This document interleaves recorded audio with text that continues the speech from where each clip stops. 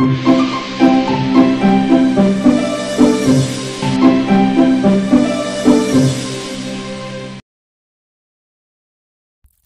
থেকে দূরে রসুলপুর নামে একটা ছোট্ট গ্রাম ছিল। সেই গ্রামে ছিল একটা পোস্ট অফিস। ওই পোস্ট অফিসের সামনে ছিল একটা পোস্ট বক্স, কিন্তু সেটা এখন আর কেউ ব্যবহার করে না। আধুনিকতার ছোঁয়ায় আজ মানুষ মোবাইল, ল্যাপটপ, কম্পিউটার নিয়ে বিজি। এখন আর কেউ এই পোস্ট বক্স ব্যবহার করে না। আর এই পোস্ট বক্সের সামনে প্রতিদিন একটা ছেলে এসে দাঁড়িয়ে থাকতো। ছেলেটির নাম ছিল বাবু। তো একদিন সকালে যখন বাবু পোস্ট অফিসের সামনে দাঁড়িয়েছিল, তখন হঠাৎ করে তার বন্ধু রাফি এলো। তখন বাবু মনে মনে ভাবলো, কতদিন ধরে এই ডাক বাক্সটা খালি পড়ে আছে, কেউ চিঠি পাঠায় না, একবার দেখি তো।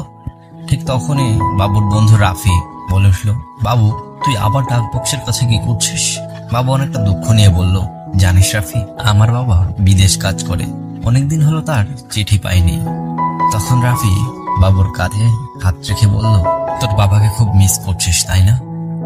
বাবু তখন বলল, হ্যাঁ রাফি, খুব মিস করি রে, যদি কোনোভাবে তাকে জানাতে পারতাম। তো সেদিন রাতের ঘটনা। বাবু খেয়ে তার টেবিলে গিয়ে একটা চিঠি লিখতে শুরু করে, প্রিয় বাবা, তুমি কেমন আছো? আমি তোমাকে খুব মিস করি, আমাদের গ্রামের অবস্থা ভালো না, তুমি কবে আসবে? আর এর পরদিন সে চিঠিটা নিয়ে ডাক বক্সে দিয়ে আসলো। তখন তার বন্ধু রাফি বলল, চিঠি দিলে কি কাজ হবে? বাবু বলল, জানি না, কিন্তু মনটা এখন হালকা লাগছে। কয়েক সপ্তাহ পর বাবুর মা খুশি হয়ে বলল, বাবু তোর জন্য চিঠি এসেছে। বাবু আশ্চর্য হয়ে বলল, সত্যি মা? ওই দেখি। বাবু তখন তার মায়ের হাত থেকে চিঠিটা নিল।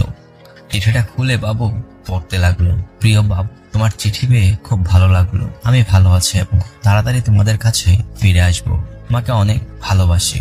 যখন বাবু চিঠিটা পড়ছিল তখন তার চোখ টলমল করছিল, তার চোখ দিয়ে দুটোটা জল গড়িয়ে পড়লো। তো এরকম ভাবে কয়েকটা দিন কেটে যায়। হঠাৎ একদিন সকালে বাবু দেখলো তার বাসার সামনে তার বাবা আসছে। বাবু খুশিতে চিৎকার করে বলে উঠলো, মা, বাবা আসছে। তখন বাবা আর ছেলের এক ইমোশনাল মুহূর্ত তৈরি হলো। তাদের দুজনের চোখেই পানি, আর দুজনেই অঝরে কাঁদছে।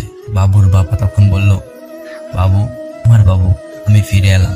বাবু কাঁদতে কাঁদতে তখন বলল, বাবা, আমি খুব মিস করেছিলাম তোমাকে। বাবু তখন বলল, বাবা, আর কখনো তুমি আমাদের ছেড়ে দূরে যেও না।